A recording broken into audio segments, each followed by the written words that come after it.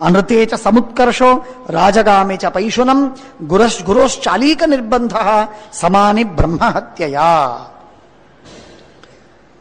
ಧೃತರಾಷ್ಟ್ರನಿಗೆ ವಿದುರ ಹೇಳುವ ಮಾತು ಅನೃತೆ ಚ ಸಮುತ್ಕರ್ಷಃ. ಸುಳ್ಳು ಹೇಳುವಲ್ಲಿ ಏನೋ ಆಪತ್ತಿನೊಳಗೆ ಏನೋ ಒಂದು ಸುಳ್ಳು ಹೇಳಿದ ಮಾತು ಬೇರೆ, ಆದರೆ ಸುಳ್ಳು ಹೇಳುವುದೇ ಅವನ ಧರ್ಮ. ನಮ್ಮ ಕುಲಧರ್ಮ ಏನು ಅಂದರೆ ಸುಳ್ಳು ಹೇಳುವುದು, ಸುಳ್ಳು ಮಾತಾಡುವುದು, ಸುಳ್ಳು ಮಾಡುವುದು, ಇದೇ ನಮ್ಮ ಕುಲಧರ್ಮ. ಸುಳ್ಳು ನಮ್ಮಲ್ಲಿಲ್ಲವಯ್ಯ, ಸುಳ್ಳೇ ನಮ್ಮ ದೇವರು. ಹಾಗೆ ಅನೃತೇಚ ಸಮುತ್ಕರ್ಷಃ. ಯಾವಾಗಲೂ ಸುಳ್ಳು ಮಾತಾಡುವ ಹಠ ತೊಟ್ಟವನು, ಯಾವಾಗಲೂ ಸುಳ್ಳು ಮಾತಾಡುವಲ್ಲಿ ತೊಡಗಿದ ಮನುಷ್ಯ ಯಾರೋ ಅದು ಆ ಸುಳ್ಳಿನ ಉತ್ಕರ್ಷ ಏನಿದೆ ಅದು ಬ್ರಹ್ಮಹತ್ಯೆಗೆ ಸಮಾನ. ಅದು ಬ್ರಹ್ಮಹತ್ಯೆಗೆ ಸಮಾನ, ಬಹಳ ಅಪಾಯಕಾರಿ. ಮನುಷ್ಯ ಮಾತಾಡ್ತಾನೆ, ಆದರೆ ಅದರ ಪರಿಣಾಮಗಳು ಅತಿ ಭಯಾನಕ. ರಾಜಗಾಮಿ ಚ ಪೈಶುನಂ. ಒಬ್ಬರ ಬಗ್ಗೆ ಇನ್ನೊಬ್ಬರ ಮುಂದೆ ಚಾಡಿ ಹೇಳಬಾರದು. ಪರವಾಗಿಲ್ಲ, ಒಬ್ಬರ ಮುಂದೆ ಇನ್ನೊಬ್ಬರ ಸಲುವಾಗಿ ಚಾಡಿ ಹೇಳಿದರೆ ತಪ್ಪಿಲ್ಲ, ನಡೆದೀತು. ಆದರೆ ಆ ಚಾಡಿ ಹೇಳಿದ್ದು ರಾಜನವರೆಗೆ ಮುಟ್ಟಿ, ರಾಜನ ಕಿವಿಗೆ ತಲುಪಿ ಅವನಿಗೇನಾದರೂ ತೊಂದರೆ ಆಯಿತು ಅಂತಂದರೆ ಅದು ಬ್ರಹ್ಮಹತ್ಯಾ ಸಮಾನ, ಅದು ಯಾರೇ ಇರಲಿ. ಆದ್ದರಿಂದ ರಾಜರಿಗೆ ನೀವು ವಿನಾಕಾರಣವಾಗಿ ಚಾಡಿ ಹೇಳುವುದು ತಪ್ಪು, ಸರ್ವಥಾ ಹೇಳಲಿಕ್ಕಿಲ್ಲ. ರಾಜನಿಗೆ ಕಿವಿಗೆ ಮುಟ್ಟಿಸ್ಲಿಕ್ಕಿಲ್ಲ. ಅಂದರೆ ಅವನ ವೃತ್ತಿಚ್ಛೇದವಾಗುವ, ಅವನ ಬದುಕಿಗೆ ತೊಂದರೆ ಕೊಡುವ, ಅವನ ಕುಟುಂಬಕ್ಕೆ ಅಪಾಯವನ್ನು ಮಾಡುವ ಚಾಡಿಗಳನ್ನು ಎಂದೆಂದು ಯಾರ ಮುಂದೆಯೂ ಹೇಳಬಾರದು ಅಂತ ಅಭಿಪ್ರಾಯ. ಗುರೋಶ್ಚಾಲೀಕ ನಿರ್ಬಂಧ. ಗುರುಗಳಿಗೆ ಒಂದು ಯಾವುದೋ ತನ್ನ ಹಠಮಾರಿತನದಿಂದ ನಿರ್ಬಂಧ ಮಾಡುವುದು, ನೀವು ಹೀಗೇ ಮಾಡಬೇಕು. ಅಲೀಕ ನಿರ್ಬಂಧ ಇದು ತಂದೆಯಾಗಲಿ ತಾಯಿಯಾಗಲಿ ಸೋದರ ಮಾವ ಅಥವಾ ಹಿರಿಯರು ಅಣ್ಣ ಇಲ್ಲ ಗುರುಗಳು, ಅವರಿಗೆ ಅಲೀಕ ನಿರ್ಬಂಧ. ಸುಳ್ಳಿನಿಂದ ಅಥವಾ ಹಠಮಾರಿತನದಿಂದ ಅವರಿಗೆ ಒಂದು ಸಾಧಿಸೋದು, ತಮ್ಮ ಕಾರ್ಯವನ್ನೇ ಸಾಧಿಸೋದು, ಇದು ಬ್ರಹ್ಮಹತ್ಯೆಗೆ ಸಮಾನ. ಸದೈವ ಸುಳ್ಳು ಮಾತಾಡುವುದು, ವೃತ್ತಿಚ್ಛೇದ ಮಾಡುವಂತೆ, ಅವನ ಜೀವನಕ್ಕೆ ಅಪಾಯ ಮಾಡುವಂತೆ ಚಾಡಿ ಹೇಳುವುದು, ಗುರುಗಳಿಗೆ ವಿನಾಕಾರಣವಾಗಿ ಹಠ ತೊಡುವುದು, ಅವರಿಗೆ ವಿರುದ್ಧವಾಗಿ, ಇದೆಲ್ಲ ಬ್ರಹ್ಮಹತ್ಯೆಗೆ ಸಮಾನವಾದದ್ದು. ಅದನ್ನು ಎಂದಿಗೂ ಮಾಡಬಾರದು. ಅಸೂಯ ಏಕಪದಂ ಮೃತ್ಯು ಅತಿವಾದ ಶ್ರಿಯೋ ವಧ ಅಶುಶ್ರೂಷಾತ್ ತ್ವರಾಶ್ಲಾಘ ವಿದ್ಯಾಯಾ ಶತ್ರವಸ್ತ್ರಯ. ಬಹಳ ಸುಂದರವಾದ ಮಾತು ಹೇಳ್ತಾರೆ. ಅಸೂಯ ಏಕಪದಂ ಮೃತ್ಯು. ಅಸೂಯೆ ಪಡುವುದು ಇದು ಒಂದು ಅಟ್ ಒನ್ಸ್. ಏಕಪದಂ ಅಂದರೆ ಅಟ್ ಒನ್ಸ್, ಒಂದೇ ಸಲಕ್ಕೆ ಅವನಿಗೆ ಮೃತ್ಯುವನ್ನು ತಂದು ಕೊಡುತ್ತದೆ. ಮಾಡಬಾರದು ಅದನ್ನು. ಅಸೂಯೆ ಯಾರಿಗೆ ಅಪಾಯ ಮಾಡ್ತದೆ ವಿಚಾರ ಮಾಡಬೇಕು. ನಾನು ಅಸೂಯೆಯನ್ನು ಮಾಡಿದೆ. ಒಬ್ಬ ವ್ಯಕ್ತಿ ಇನ್ನೊಬ್ಬನ ಬಗ್ಗೆ ಅಸೂಯೆಯನ್ನು ಮಾಡಿದಾಗ ಅಸೂಯೆ ಮಾಡುವವನಿಗೆ ಪೀಡೆ ಹೆಚ್ಚಾಗತ್ತೆ ಹೊರತು ಅಸೂಯೆಗೆ ಗುರಿಯಾದ ವ್ಯಕ್ತಿಗೆ ಅಪಾಯ ಕಮ್ಮಿ. ಯಾಕೆಂದ್ರೆ ಅವನಿಗೆ ಒಂದು ಸಲ ಅಪಾಯ, ಇವನಿಗೆ ರಾತ್ರಿ ಹಗಲು ಇವನ ರಕ್ತ ಸುಡುತ್ತದೆ. ಅಸೂಯೆ ಅದು ಮೃತ್ಯುವಿಗೆ ಕಾರಣವಾಗತ್ತೆ. ಅದಕ್ಕೆ ಹೇಳಿದ್ರು ಅಸೂಯ ಏಕಪದಂ ಮೃತ್ಯು. ಎಷ್ಟು ಈರ್ಷ್ಯೆ, ಅಸೂಯೆ, ಮಾತ್ಸರ್ಯ ಮಾಡ್ತೇವೋ ಅಷ್ಟು ನಮ್ಮ ಮನಸ್ಸು ಇದು ಯುದ್ಧ ಭೂಮಿಯಾಯಿತು, ರಣರಂಗವಾಯಿತು, ಇಲ್ಲಿ ಕೊಲೆಯಾಯಿತು. ನಮ್ಮ ಮನಸ್ಸು ಕಿತ್ತು ಸತ್ತೋಗತ್ತೆ, ಹಣ್ಣಾಗತ್ತೆ. ಆದ್ದರಿಂದ ಅಸೂಯೆ ಮಾಡುವುದರಿಂದ ಲಾಭ ಹೆಚ್ಚಿಲ್ಲ. ಅಸೂಯ ಏಕಪದಂ ಮೃತ್ಯು ಅತಿವಾದ ಶ್ರೇಯೋವಧ. ನೀನು ಬಹಳವಾಗಿ ಮಾತಾಡಿದೆ, ನಿನ್ನ ಮರ್ಯಾದೆ, ನಿನ್ನ ಸೀಮೆ ಅದನ್ನು ತಿಳ್ಕೊ, ಅದಕ್ಕೆ ತಕ್ಕಂತೆ ನೀನು ಮಾತಾಡು. ಅದಕ್ಕೆ ಮೀರಿ ಏನಾದರೂ ಮಾತಾಡಿದ್ದಾದರೆ ನಿನ್ನ ಸಂಪತ್ತಿಗೆ ದೊಡ್ಡ ಆಘಾತವಾಗತ್ತೆ. ಎಚ್ಚರ ಇರಲಿ, ಹುಷಾರ್. ಅಹಂಕಾರದಿಂದ ಓಡಾಡಬೇಡ. ಸಿರಿ ಸೊಡರಿಗೆ ಗುರು ಹಿರಿಯರ ಅವಮಾನ ಬಿರುಗಾಳಿ. ನಿಮ್ಮ ಸಂಪತ್ತು ಅಂತನ್ನೋದೇನು ದೀಪ ಹಚ್ಚಿದ್ದಿ, ಅದು ಸಣ್ಣ ದೀಪ, ಸಣ್ಣ ದೀಪ. ಗುರುಗಳಿಗೆ, ಹಿರಿಯರಿಗೆ, ದೊಡ್ಡವರಿಗೆ ಅವಮಾನ ಮಾಡಿದ್ದು, ಅವರ ತಿರಸ್ಕಾರ ಮಾಡಿದ್ದು, ಅವರ ಅತಿವಾದ, ಅವರನ್ನ ಉಲ್ಲಂಘನೆ ಮಾಡಿ ನೀನು ಮಾತಾಡಿದ್ದು, ಅದು ಆ ದೀಪಕ್ಕೆ ಬಿರುಗಾಳಿ. ಆದ್ದರಿಂದ ಎಂದೆಂದಿಗೂ ಹಿತವಾಗುವುದಿಲ್ಲ, ಮಾಡ್ಲಿಕ್ಕೆ ಹೋಗಬೇಡ. ದಾಸರು ಹೇಳ್ತಾರೆ. ಹಾಗೆ ಅತಿವಾದ ಶ್ರಿಯೋವಧ ಅಶುಶ್ರೂಷ ತ್ವರ ಶ್ಲಾಘ ವಿದ್ಯಾಯಾ ಶತ್ರವಸ್ತ್ರಯ. 3 ವಿದ್ಯೆಗೆ ಶತ್ರುಗಳಂತೆ. ಇವತ್ತಿನವರಿಗೆ ಪ್ರಾಯ ಈ 3 ಇರ್ತದೆ. ಹಾಗಾಗಿ ವಿದ್ಯೆ ಬರುವುದಿಲ್ಲ. ಹೊರಗಿನ ಸಂಸ್ಕೃತಿಯೊಳಗೆ ಇದಿಲ್ವೇ ಇಲ್ಲ. ಯಾರೂ ಹೊರಗೆ ಗುರು ಶುಶ್ರೂಷೆಯನ್ನ ಮಾಡಬೇಕು ಅಂತ ಕಲಿಸುವುದಿಲ್ಲ. ಗುರು ಶುಶ್ರೂಷೆ ಮಾಡುವುದು ಕಾನ್ಸೆಪ್ಟೇ ಇಲ್ಲ. ಗುರುಗಳು ಅಂತೂ ಇಲ್ಲ, ಇದ್ದವರು ಅವರ ಸೇವೆ ಮಾಡುವ ಅಗತ್ಯವಿಲ್ಲ. ಹಾಗಾಗಿ ಅಶುಶ್ರೂಷ, ಸೇವೆ ಅನ್ನುವುದು 0. ಅವರಿಗೆ ಹೀಸ್ ಪೇಡ್ ಅಲ್ಲ, ಅವರಿಗೆ ಹಣ ಕೊಟ್ಟಿದ್ದೇವೆ, ಆಯಿತು, ಅವರಿಗೆ ಹಣ ಕೊಟ್ಟಿದ್ದೇವೆ, ಅವರು ಕಲಿಸ್ತಾರೆ, ಅವರು ಕಲಿಸುವುದು ಅವರ ಕರ್ತವ್ಯ. ಶಾಲೆಯಲ್ಲಿ, ರೂಮಿನಲ್ಲಿ, ಕ್ಲಾಸ್ ರೂಮಿನಲ್ಲಿ ಒದರಿ ಹೋಗುವುದು ಅವರ ಕೆಲಸ, ಅವರು ಅಷ್ಟೇ. ನಾವು ಅವರ ಸೇವೆ ಮಾಡುವ ಅಗತ್ಯವೇನಿದೆ? ಅಶುಶ್ರೂಷ. ಗುರುಕುಲದಲ್ಲಿ ಅದು ಇನ್ನೂ ನಡೆದುಕೊಂಡು ಬಂದಿದೆ. ಸೇವೆ ಇದು ಮೊದಲನೇ ಕಂಡೀಷನ್ ಸೇವೆ.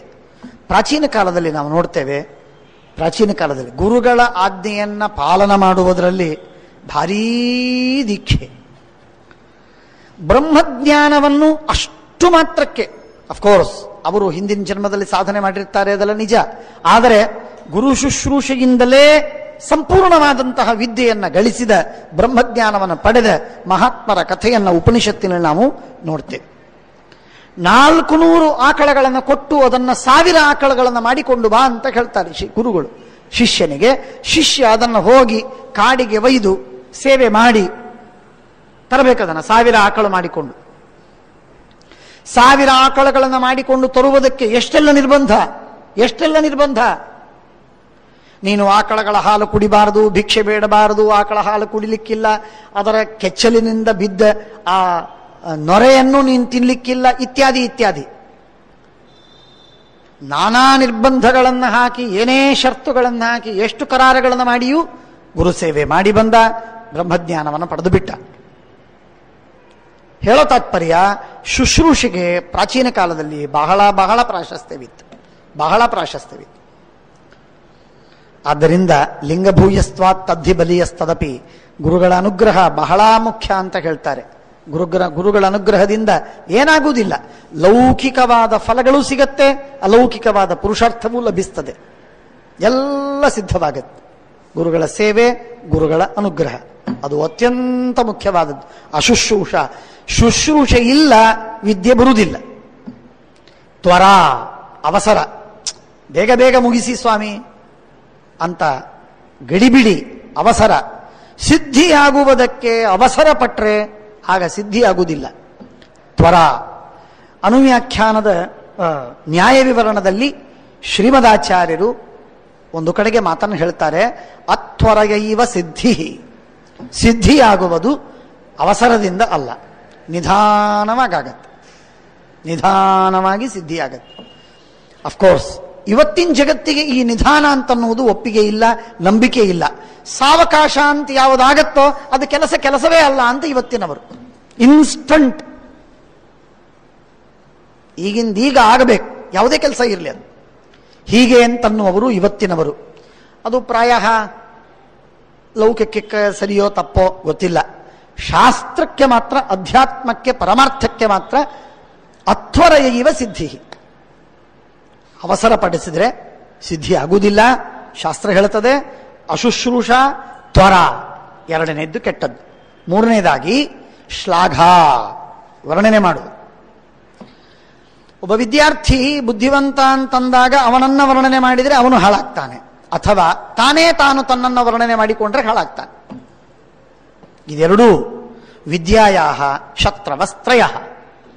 ಶ್ಲಾಘ ಮಾಡಿದಾಗ ಮನುಷ್ಯನಿಗೆ ಸ್ವಾಭಾವಿಕವಾಗಿ ತಾನು ಉನ್ಮತ್ತನಾಗ್ತಾನೆ, ತಾನು ಬಹಳ ದೊಡ್ಡ ವ್ಯಕ್ತಿ ಅಂತ ತನ್ನನ್ನು ತಾನು ತಿಳ್ಕೋತಾನೆ ವಿನಾಕಾರಣವಾಗಿ. ಕೆಲವರಿಗೆ ಕೆಟ್ಟ ಸ್ವಭಾವ ಇರ್ತದೆ, ಎಲ್ಲಿ ಹೋದರು ಏನು ಮಾಡಿದರು ತನ್ನ ವರ್ಣನೆಯನ್ನು ಮೊದಲು ತಾನು ಮಾಡಿಕೋಬೇಕು. ಅದಾದ ಮೇಲೆ ಉಳಿದೆಲ್ಲ ಮಾತುಗಳು. ಯಾವ ಮಾತಿಗೂ ಹರಟೆ ಇರಲಿ, ಉಪನ್ಯಾಸ ಇರಲಿ, ಲೇಖನ ಇರಲಿ, ಯಾವ ಮಾತೇ ಇರಲಿ, ಮೊದಲು ತನ್ನ ಶ್ಲಾಘೆ ಅಲ್ಲಿ ಬರಬೇಕು, ಶ್ಲಾಘನ. ಅದಾದ ಮೇಲೆ ಉಳಿದೆಲ್ಲ ಮಾತು. ಈ ತರಹದ ಸೊಕ್ಕಿನ ಜನ ಇರ್ತಾರೆ, ಮಹಾ ದುರಭಿಮಾನಿಗಳು. ಅವರಿಗೆ ಪ್ರಾಯ ಜಗತ್ತು ಗೊತ್ತಿಲ್ವೋ, ಶಾಸ್ತ್ರದ ಅಗಾಧತೆ ಗೊತ್ತಿಲ್ವೋ, ಅಥವಾ ದೇವರ ಅನಂತತೆ ಗೊತ್ತಿಲ್ವೋ, ಏನೋ ಅಂತೂ ಯಾವುದೋ ಕಾರಣಕ್ಕಾಗಿ ಆ ತರಹ ಸೊಕ್ಕಿನ ಸ್ವಭಾವ, ಶ್ಲಾಘ. ಇದು ಚಿಕ್ಕಂದಿನಿಂದ ಗೊತ್ತಾಗತ್ತೆ. ಸಣ್ಣ ವಯಸ್ಸಿನಿಂದ ಈ ವಿಧವಾದಂತಹ ತನ್ನನ್ನು ತಾನು ಹೊಗಳಿಕೊಳ್ಳುವುದು ಅಥವಾ ಇನ್ನೊಬ್ಬರು ಹೊಗಳಿದಾಗ ಹಿಗ್ಗುವುದು, ಇದು ಎರಡೂ ಕೆಟ್ಟದ್ದೇ. ಶ್ಲಾಘ. ಮಹಾಭಾರತದ ಆದಿಪರ್ವದಲ್ಲಿ ಒಂದು ಮಾತು ಬರ್ತದೆ, ಬಹಳ ಸುಂದರವಾದ ಮಾತು. ಅಲ್ಲಿ ಶಮೀಕ ಋಷಿಗಳು ಶೃಂಗಿ ತನ್ನ ಮಗನಿಗೆ ಬೈತಾರೆ. ಆ ಶೃಂಗಿ ಪರೀಕ್ಷಿದ್ರಾಜನಿಗೆ ಶಾಪ ಕೊಡ್ತಾನೆ. ಶಾಪ ಕೊಟ್ಟಾಗ ಬಂದು ಹೇಳಿಕೋತಾನೆ ಅಪ್ಪನ ಹತ್ರ, ಅಪ್ಪ ನಾನು ಶಾಪ ಕೊಟ್ಟೆ, ಪರೀಕ್ಷಿದ್ರಾಜ ನಿನ್ನ ಹೆಗಲಿಗೆ ಸತ್ತ ಹಾವು ಹಾಕಿದ್ದ, ಆದ್ದರಿಂದ ಅವನಿಗೆ ಸರಿಯಾಗಿ ತಕ್ಕ ಶಿಕ್ಷೆಯನ್ನು ಕೊಟ್ಟಿದ್ದೇನೆ, ಇನ್ನು 7 ದಿನದಲ್ಲಿ ಅವನು ಸತ್ತೋಗ್ತಾನೆ ತಕ್ಷಕ ಕಚ್ಚಿ ಅಂದಾಗ ಶಮೀಕ ಋಷಿಗಳು ಅವರು ಸಮಾಧಾನದಿಂದ ಅವನನ್ನು ತೀಡಿ ತಿದ್ದಿ ಅವನಿಗೆಲ್ಲ ಬೈದು ಸರಿಯಾಗಿ ಹೇಳ್ತಾರೆ. ಹೇಳಿ ಆದ ಮೇಲೆ, ನಾನು ಇಷ್ಟು ಬೈದೆ ಅಂತ ತಪ್ಪು ತಿಳ್ಕೋಬೇಡ, ನೀನು ಹೆಚ್ಚು ಗುಣವಂತನಾಗಬೇಕು ಅಂತನ್ನುವುದಕ್ಕಾಗಿ ನಾನು ನಿನ್ನನ್ನು ಬೈದಿದ್ದೇನೆ. ನೀನು ನಿಜವಾಗಿ ಉತ್ತಮ, ಆದರೆ ಇನ್ನೂ ಹೆಚ್ಚು ಗುಣವಂತನಾಗಬೇಕು, ಗುಣವತ್ತರನಾಗಬೇಕು ಅಂತನ್ನುವುದಕ್ಕಾಗಿ ನಾನು ನಿನ್ನನ್ನು ಬೈದೆ ಅಂತ ಹೇಳಿ ತಾವು ಬೈದದ್ದಕ್ಕೆ ಎಕ್ಸ್ಪ್ಲೇನ್ ಮಾಡ್ತಾರೆ ಕಾರಣವನ್ನು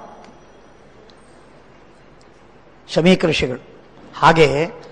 ಹಾಗೆ ಈ ಶ್ಲಾಘನ ಏನಿದೆ, ಸ್ತೋತ್ರ ಏನಿದೆ, ಯಾರೋ 4 ಜನ ವರ್ಣನೆ ಮಾಡಿದ್ರು ಅಂತನ್ನುವುದಕ್ಕಾಗಿ ಹಿಗ್ಗುವುದು ಕೀಳು ಮನುಷ್ಯನ ಸ್ವಭಾವ, ಚೀಪ್ ಮೈಂಡೆಡ್ನೆಸ್ ಅಲ್ಲ. ಮನುಷ್ಯ ಗಳಿಸಬೇಕಾದದ್ದು ಬಹಳ ಇದೆ. ಅದು ವಿದ್ಯೆಯಲ್ಲಿರಬಹುದು, ಅಧ್ಯಾತ್ಮದಲ್ಲಿರಬಹುದು, ಅಥವಾ ಹಣಕಾಸಿನಲ್ಲಿರಬಹುದು, ಯಾವುದೇ ಒಂದು ಕಾರ್ಯದ ಸಿದ್ಧಿಯಲ್ಲಿರಬಹುದು. ಯಾವ ಕಾರ್ಯಸಿದ್ಧಿಯಲ್ಲೂ ಕೂಡ ಸ್ಕೈ ಇಸ್ ದ ಲಿಮಿಟ್, ಅನಂತವಾಗಿದೆ ಆ ಕ್ಷೇತ್ರವೆಲ್ಲ. ಆದ್ದರಿಂದ ತಾನು ಸಾಧಿಸಿದ್ದಕ್ಕೆ ಜನ ಸ್ತೋತ್ರ ಮಾಡಿದರೆ ಹಿಗ್ಗುವುದು ಸರಿಯಲ್ಲ. ಜನ ಸ್ತೋತ್ರ ಮಾಡಿದ್ದನ್ನು ಒಂದೇ ಒಂದು ಪಾಸಿಟಿವ್ ನೋಟ್ ತೆಗೆದುಕೊಳ್ಳುವುದಕ್ಕೆ ಚಿಂತೆ ಇಲ್ಲ. ನಾನು ಮಾಡಿದ್ದಕ್ಕೆ ಜನ ಮೆಚ್ಚಿದ್ದಾರೆ, ಸಂತೋಷಪಟ್ಟಿದ್ದಾರೆ, ಸಾಕು, ಇಷ್ಟೇ. ತಾನು ಸಿದ್ಧ ಅನ್ನುವುದಕ್ಕೆ ಹೆಮ್ಮೆ ಪಡಲಿಕ್ಕೆ ಆ ಶ್ಲಾಘನೆಯನ್ನು ಬಳಸ್ತಕ್ಕದ್ದಲ್ಲ, ಎಂದೂ ಬಳಸುವುದಲ್ಲ. ಎಂದು ತನ್ನ ಶ್ಲಾಘನೆಯನ್ನ ಕೇಳುವುದಕ್ಕೆ ಕಿವಿ ನಿಗಿರಿಣಿ ಕೇಳ್ತಾನೆ, ಅಂದು ಅವನ ಅಧಪಾತ ಶುರುವಾಯಿತು. ಅವನು ಸ್ಟ್ಯಾಗ್ನೆಂಟ್ ಆದ, ಅವನಿಗೆ ಪ್ರಗತಿ ನಿಂತೋಯಿತು, ಕುಂಠಿತವಾಯಿತು ಅಂತ ತಿಳಿಬೇಕು.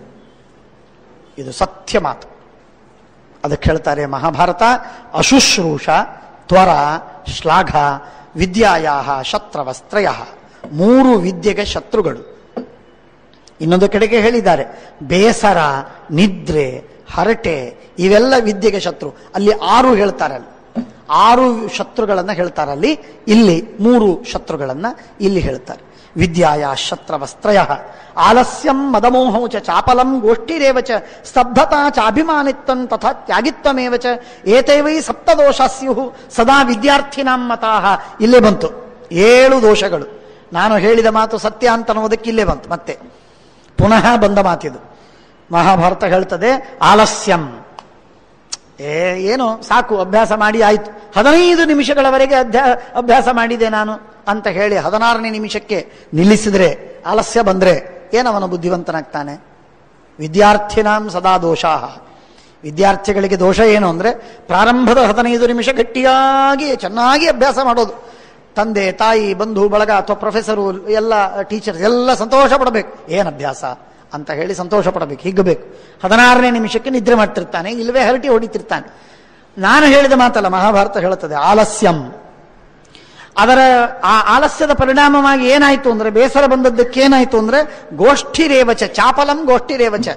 ಅವನನ್ನ ಕೀಳುವುದು, ಇವನನ್ನು ಆಟವಾಡುವುದು, ಅಲ್ಲಿ ತಮಾಷೆ ಮಾಡುವುದು.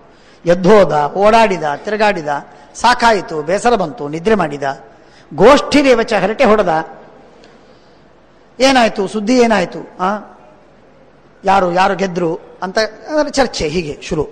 ಹೀಗೆ ಇದರಲ್ಲಿ ಏನು ಅರ್ಥವಿಲ್ಲ. ಇದರಲ್ಲಿ ಈ ಎಲ್ಲ ಗಮನವನ್ನು, ಯಾರು ಗೆದ್ರೆ ನಿನಗೇನು, ಯಾರು ಸೋತ್ರೆ ನಿನಗೇನು, ಅದೆಲ್ಲ ತಲೆಯಲ್ಲಿಟ್ಕೊಂಡು ನೀನು ಶಾಸ್ತ್ರವನ್ನು ಓದು, ಅಧ್ಯಾತ್ಮ ಬಿಟ್ಟು ಓದು ಬಿಟ್ಟು ಹಾಳಾದರೆ ಏನು ಪ್ರಯೋಜನ ಹೇಳಿ ನೋಡೋಣ. ಹೇಳಿ, ನಿಜವಾಗಿ ಹೇಳಿ. ಎಷ್ಟು ದೊಡ್ಡ ಸಮಸ್ಯೆ ಇದು, ಭಯಾನಕ ಸಮಸ್ಯೆ ಇದು. ಇವತ್ತು ನಾನು ನಿಂದೆ ಮಾಡೋದಿಲ್ಲ, ಗುಣವನ್ನ ಯಾವುದರಲ್ಲೂ ಗಳಿಸಲಿಕ್ಕೆ ಚಿಂತೆ ಇಲ್ಲ.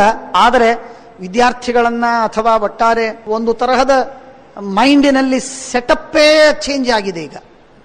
ಆ ತರಹ ಮಾಡತಕ್ಕ ಈ ಸಾಧನಗಳೇನಿವೆ, ಸೌಕರ್ಯಗಳೇನಿವೆ, ಅವುಗಳನ್ನು ನಾವು ನಿಜವಾಗಿ ನಿಂದೆ ಮಾಡಬೇಕು. ಎಷ್ಟೆಷ್ಟೋ ಯೂನಿವರ್ಸಿಟಿಗಳ ಕ್ಯಾಂಪಸ್ಸುಗಳಿಂದ ಮೊನ್ನೆನೇ ಕೇಳ್ತಾ ಇದ್ದೆ, ಮೊಬೈಲನ್ನು ಪೂರ್ಣವಾಗಿ ಬಾರ್ ಮಾಡಿದ್ದಾರೆ, ಮೊಬೈಲ್ ತರಬಾರದು. ಎಷ್ಟು ಹಿತವೋ ಅಷ್ಟೇ ಅಹಿತವೂ ಅದು. ಇದನ್ನು ನಾವು ಮರೀಲಿಕ್ಕಿಲ್ಲ. ಸ್ವಾಗತ ಹೇಗೆ ಮಾಡ್ತೇವೋ ಅಷ್ಟನ್ನೇ ಅದನ್ನು ನಿಷೇಧವೂ ಮಾಡುವುದು ಅವಶ್ಯಕವಾಗಿದೆ. ಇದನ್ನು ಎಚ್ಚರ ಇಡದೇ ಇದ್ದರೆ ತೂಕ ತಪ್ಪಿ ಬಿಡ್ತೇವೆ, ಪ್ರಪೋರ್ಷನ್ ತಪ್ಪಿ ಹೋಗುತ್ತೆ. Let us not lead a life of disproportion. ಎಂದೂ ಸರಿಯಲ್ಲ. ಸರಿಯಾದ ಪ್ರಪೋರ್ಷನ್ನಲ್ಲಿ ನಮ್ಮ ಲೈಫು ಹೋಗ್ತಾ ಇದ್ರೆ ತೂಕದ ಮೇಲೆ ಇರುತ್ತೆ. ಬಂಡಿ ಒಗ್ಗಾಲಿಯಾಗುವುದಿಲ್ಲ, ರಥ ಕುಸಿಯುವುದಿಲ್ಲ. ಆದ್ದರಿಂದ ಮಹಾಭಾರತ ಹೇಳ್ತದೆ, ಆಲಸ್ಯಂ ಮದ ಮೋಹೌಚ, ಅಹಂಕಾರ, ನಾನು ಓದಬಲ್ಲೆ, ನಾನು ಬಹಳ ಬುದ್ಧಿವಂತ, ನಾನು ಏನೂ ಮಾಡಬಲ್ಲೆ, ಈ ಎಲ್ಲ ಅಹಂಕಾರಗಳು ಏನು ಪ್ರಯೋಜನ? ಅದು ಏನು ಪ್ರಯೋಜನವಾಗುವುದಿಲ್ಲ. ನಾನು ಹೇಳಿದ್ದೇನೆ, ಪ್ರಗತಿ ಕುಂಠಿತ, ನಿಂತೋಯ್ತು. ಅವನು ಫುಲ್ ಸ್ಟಾಪ್ ಹಾಕಬೇಕು. ಯಾಕೆಂದ್ರೆ ಅವನು ಮುಂದೆ ಓದಲಾರ, ಅವನು ಅಹಂಕಾರಿಯಾಗಿದ್ದಾನೆ. ಅಹಂಕಾರ ಇದ್ದದ್ದರಿಂದ ಮನುಷ್ಯ, ನಮ್ಮ ಆಚಾರ್ಯರು ಒಂದು ಮಾತು ಹೇಳಬೇಕು, ನೀನು ಎಷ್ಟೇ ಪಂಡಿತನಾಗು, ಒಬ್ಬ ವಿದ್ಯಾರ್ಥಿ, ಒಬ್ಬ ಚಿಕ್ಕ ಬಾಲಕ ಅಥವಾ ಒಬ್ಬ ಸಾಮಾನ್ಯ ಏನು ಅನ್ಪಢ ಒಬ್ಬ ಆದ್ಮಿ, ಒಬ್ಬ ಮನುಷ್ಯ ಹೇಳ್ತಾ ಇದ್ರೆ ಅದನ್ನು ಕೇಳು, ಕಿವಿಗೊಟ್ಟು ಕೇಳು.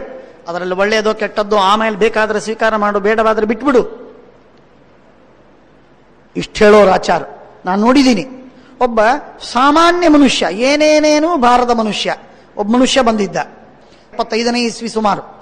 ಬಂದಾಗ ಅವನು ಕೂತ್ಕೊಂಡು ಏನೇನೋ ಹೇಳ್ತಾ ಇದ್ದ. ಆಚಾರ್ಯ ಜೊತೆಗೆ ಇನ್ಯಾರ್ಯಾರೋ ಇದ್ರು. ಅವನು ಹೇಳಿದ್ರು, ಸುಮ್ಮನಿರು, ಎಲ್ಲ ಗೊತ್ತಿದೆ, ನೀನೇನು ಹೇಳಲಿಕ್ಕೆ ಹೋಗ್ಬೇಡ, ನಮಗೆ ಗೊತ್ತಿಲ್ಲೇನು ಅಂತ ಹೇಳಲಿಕ್ಕೆ ಬಂದ್ರು. ಆಚಾರ ಅಂದ್ರು, ಹಾಗೆಲ್ಲ ಅನ್ಬೇಡ, ಅವನೇನು ಹೇಳ್ತಾನೆ ಕೇಳೋಣ, ಕೇಳಿ ಆಮೇಲೆ ಬೇಡ ಅಂತ ಹೇಳೋಣ, ನಮಗೆ ಬೇಕಾದ್ರೆ ತಗೊಳ್ಳೋದು, ಬೇಡವಾದ್ರೆ ಬಿಟ್ಬಿಡೋಣ. ಅವನ ಹತ್ರ ಮಾತಾಡಿದ್ರು, ಏನೇನೋ ಮಹತ್ವದ ವಿಷಯಗಳನ್ನು ಹೇಳಿದ. ನಾನು ಬಹಳ ಚಿಕ್ಕವ, ಆಚಾರ್ಯರು ಅದನ್ನು ಕಿವಿಯಾರೆ ಕೇಳಿ ಸಂತೋಷಪಟ್ಟರು. ಹೇಳೋ ತಾತ್ಪರ್ಯವೇನು ಅಂತಂದ್ರೆ, ವಿದ್ಯೆಯನ್ನ ಗಳಿಸುವ ಮನುಷ್ಯ ಅಹಂಕಾರಿಯಾದರೆ ವಿದ್ಯೆಯನ್ನು ಗಳಿಸ್ಲಿಕ್ಕಾಗುವುದಿಲ್ಲ. ನಮ್ರನಾಗಿದ್ರೆ, ಬಾಗಿ ನಡೆದ್ರೆ ಎಲ್ಲರಿಂದ ವಿದ್ಯೆಯನ್ನು ಸಂಪಾದನೆ ಮಾಡ್ಲಿಕ್ಕಾಗ್ತದೆ. ಆದ್ದರಿಂದ ಆಲಸ್ಯ ಇರಬಾರ್ದು, ಮದ ಇರಬಾರ್ದು, ಮೋಹ ಇರಬಾರ್ದು. ಚಾಪಲಂ, ಚಾಂಚಲ್ಯ, ಕೂತ ಎದ್ದ, ಕಾನ್ಸಂಟ್ರೇಷನ್ನೇ ಆಗುವುದಿಲ್ಲ, ಏಕಾಗ್ರತೆನೇ ಬರುವುದಿಲ್ಲ. ಏನು ಪ್ರಯೋಜನ? ಚಾಪಲ ಕೆಟ್ಟದ್ದು. 10 ವಿಷಯವನ್ನು ತಿಳ್ಕೋಬೇಕು, 10 ಕಡೆಗೆ ಹೋಗಿ ಎಲ್ಲ ಮಾಡ್ಕೊಂಡು ಬರಬೇಕು, ಆಗುವುದಿಲ್ಲ. ವಿದ್ಯೆಯ ಮಾರ್ಗವನ್ನು ಬಿಟ್ಟು ಬಿಡಬೇಕು, ವಿದ್ಯಾರ್ಥಿಯಾಗಿ ಬರಬೇಕು ಅಷ್ಟೇನೆ, ಇನ್ನೇನು ಚಿಂತೆ ಇಲ್ಲ. ಗೋಷ್ಠಿರೇವಚ, ಭಯಾನಕವಾದ ವಸ್ತು ಅಂತಂದ್ರೆ ಗೋಷ್ಠಿ. ಯಾಕಂದ್ರೆ ಆಲಸ್ಯ ಮುಗೀತದೆ ಇವತ್ತಿಲ್ಲ ನಾಳೆ, ಆದ್ರೆ ಗೋಷ್ಠಿ ಮುಗಿಯುವುದಿಲ್ಲ, ಹರಟೆ ಮುಗಿಯುವುದಿಲ್ಲ, ರುಚಿ ಆನಂದವಾಗಿರ್ತದೆ. ಆದ್ದರಿಂದ ಅದನ್ನ ಗೋಷ್ಠಿ ಬಹಳ ಕೆಟ್ಟದ್ದು. ಸ್ತಬ್ಧತಾ, ನನ್ನಷ್ಟು ತಿಳಿದವರು ಜಗತ್ತಿನಲ್ಲಿ ಯಾರಿಲ್ಲ. ಚಾಭಿಮಾನಿತ್ವಂ, ಮಹಾ ಅಭಿಮಾನ, ಇನ್ನೊಬ್ಬರಿಗೆ ತಲೆಬಾಗದೆ, ನಮಸ್ಕಾರ ಮಾಡದೆ, ಕೇಳದೆ ಇರುವ ಒಂದು ತರಹದ ಸ್ವಭಾವ. ತ್ಯಾಗಿತ್ವಮೇವಚ ಏತೈವೈ ಸಪ್ತದೋಷಾಸ್ಯು. ಇದು ಎಲ್ಲ ವಿದ್ಯಾರ್ಥಿಯ ದೋಷಗಳು. ಸದಾ ವಿದ್ಯಾರ್ಥಿನಂ ಮತಃ ಸುಖಾರ್ಥಿನಃ ಕುತೋ ವಿದ್ಯಾ ನಾಸ್ತಿ ವಿದ್ಯಾರ್ಥಿನ ಸುಖಂ. ಸುಖ ಬೇಕು, ವಿದ್ಯೆ ಇಲ್ಲ, ವಿದ್ಯೆ ಬೇಕು, ಸುಖ ಇಲ್ಲ.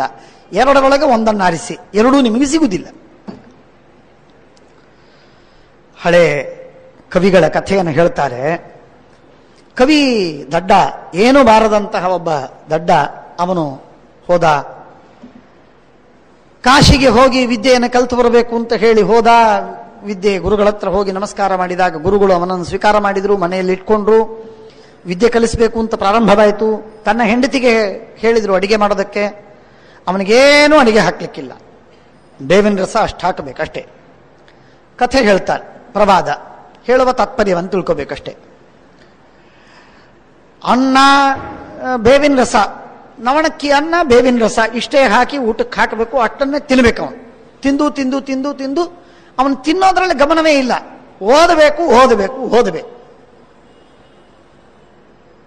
ಓದುವುದನ್ನು ಬಿಟ್ಟು ಇನ್ನೇ ಯಾವುದರಲ್ಲೂ ಗಮನ ಇಲ್ಲ ಅವನಿಗೆ. ಅಷ್ಟು ಏಕಾಗ್ರತೆಯಿಂದ ಓದಿದ ಓದಿದ ಓದಿದ ಮಹಾವಿದ್ವಾಂಸನಾದ. ಎಲ್ಲ ಮುಗಿತು. ಆಮೇಲೆ ಓದಿ ವಾದ ಹಾಕಿ ಕಾಶಿಯಲ್ಲಿ ಅನೇಕ ದಿಗ್ವಿಜಯವನ್ನು ಮಾಡಿದ, ಅರ್ಥಾತ್ ವಾದದಲ್ಲಿ ವಿಜಯವನ್ನು ಗಳಿಸಿ ಬಂದ. ಗುರುಗಳಿಗೆ ಹೆಮ್ಮೆ ಇತ್ತು, ಬಹಳ ಆನಂದವಿತ್ತು. ಆದರೂ ಪಾಠ ಹೇಳ್ತಿದ್ರು. ಒಂದು ದಿವಸ ಊಟಕ್ಕೆ ಕೂತಿರುವಾಗ ಗುರುಪತ್ನಿ ಬಡಿಸೋದಕ್ಕೆ ಬಂದ್ಲು, ಬಡಿಸಿದ್ಲು. ಊಟ ಮಾಡಿದ.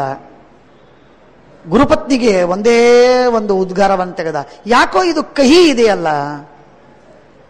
ಗುರುಗಳು ಹೇಳಿದ್ರು, ಅವನಿಗೆ ಉತ್ತಮವಾದ ಅಡಿಗೆ ಊಟಕ್ಕೆ ಹಾಕು. ಅಡಿಗೆ ಮಾಡೇ ಇತ್ತು. ಉತ್ತಮವಾದ ಅಡಿಗೆಯನ್ನು, ರುಚಿಯಾದ ಅಡಿಗೆಯನ್ನು ಊಟಕ್ಕೆ ಹಾಕಿದ್ರು. ಅಡಿಗೆ ಊಟ ಆದ ಮೇಲೆ ಅವನಿಗೆ ಹೇಳಿದ್ರು, ನಿನ್ನ ವಿದ್ಯಾಭ್ಯಾಸ ಮುಗಿತಪ್ಪ, ನೀನು ಹೋಗಿ ಬಾ. ಏನ್ ಸ್ವಾಮಿ ವಿದ್ಯಾಭ್ಯಾಸ ಹೇಗೆ ಮುಗಿಯತ್ತೆ ನಂದು? ಇಲ್ಲ, ನಿನಗೆ ಇವತ್ತು ಕಹಿಯೋ ಸಿಹಿಯೋ ಗೊತ್ತಾಯ್ತಲ್ಲ, ಆದ್ದರಿಂದ ನಿನ್ನ ವಿದ್ಯಾಭ್ಯಾಸ ಮುಗೀತು. ಯಾಕೆ? ವಿದ್ಯಾರ್ಥಿನ ಕುತ ಸುಖಂ.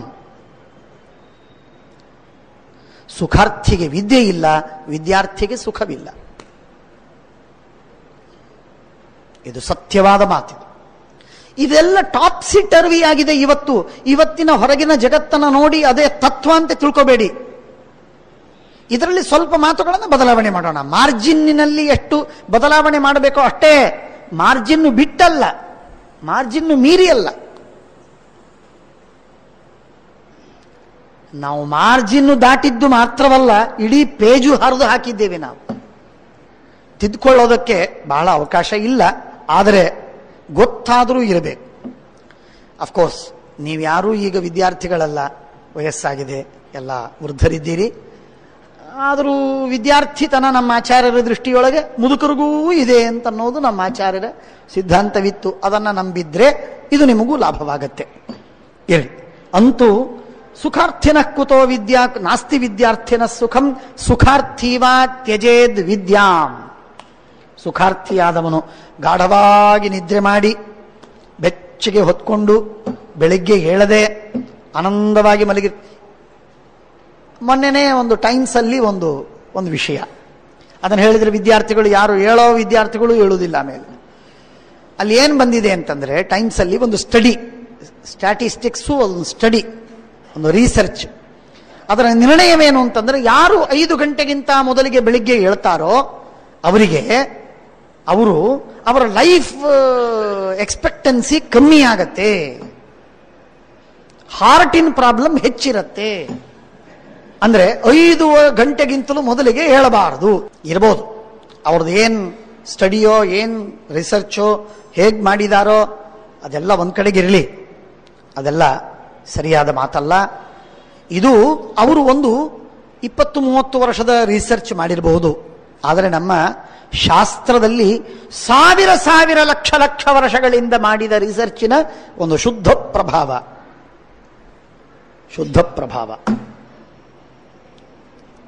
ಸೂರ್ಯಾಸ್ತವಾಯಿತೋ ನಿನ್ನ ಕೆಲಸ ಮುಗಿಸ್ಲಿಕ್ಕೆ ಶುರು ಮಾಡು, ಬೇಗನೆ ಮಲು, ಬೇಗನೆ ಹೇಳು. ಇದೆಲ್ಲ ಬಹಳ ಮಾತಿದೆ, ಬೇಕಾದಷ್ಟು ಚರ್ಚೆ ಮಾಡಬೇಕಾದದ್ದಿದೆ. ಇದರ ಒಳಗಿರುವಂತಹ ಅಂತಃಸತ್ವ ಏನಿದೆ ಅವರಿಗೆ ಗೊತ್ತಿಲ್ಲ. ಆ ಮಾತು ಅವರಿಗೆ ಸಾಮಾನ್ಯರಿಗೆ ಹೇಳಿರಬಹುದು. ವಿಶೇಷವಾಗಿ ಅಧ್ಯಾತ್ಮದಲ್ಲಿದ್ದವರಿಗಂತೂ ಈ 5, 4 ಇತ್ಯಾದಿ ನಿರ್ಬಂಧಗಳು ಅತ್ಯಂತ ಬಾಲಿಶ ನಿರ್ಬಂಧಗಳು. ಆದ್ದರಿಂದ ಅದಕ್ಕೆ ಹೇಳ್ತಾರೆ, ಸುಖಾರ್ಥಿ ವಾ ತ್ಯಜೇದ್ ವಿದ್ಯಾಂ ವಿದ್ಯಾರ್ಥಿ ವಾ ತ್ಯಜೇತ್ ಸುಖಂ ನಾಗ್ನಿಸ್ತೃಪ್ಯತೆ ಕಾಷ್ಠಾನಾಂ ನಾಪಗಾನಾಂ ಮಹೋದಧಿ ನಾಂತಕ ಸರ್ವಭೂತಾನಾಂ ನಪುಂಸಾಂ ವಾಮಲೋಚನ ಇತ್ಯಾದಿಯಾಗಿ ವಿದುರ ಅನೇಕ ಮಾತುಗಳನ್ನು ಧೃತರಾಷ್ಟ್ರನಿಗೆ ಹೇಳ್ತಾ ನಮ್ಮೆಲ್ಲರಿಗೆ ಉತ್ತಮವಾದ ಸಂದೇಶವನ್ನು ಉಪದೇಶವನ್ನು ಕೊಡ್ತಾನೆ. ಆ ಉಪದೇಶ ನಮಗೆ ತಾರಕವಾದದ್ದು, ಮಾರ್ಗದರ್ಶಿಯಾದಂತಹ ಉಪದೇಶಗಳಿದೆ. ಮಹಾಭಾರತ ಅತ್ಯದ್ಭುತವಾದಂಥದ್ದು. ಶ್ರೀಕೃಷ್ಣಾರ್ಪಣಮಸ್ತು.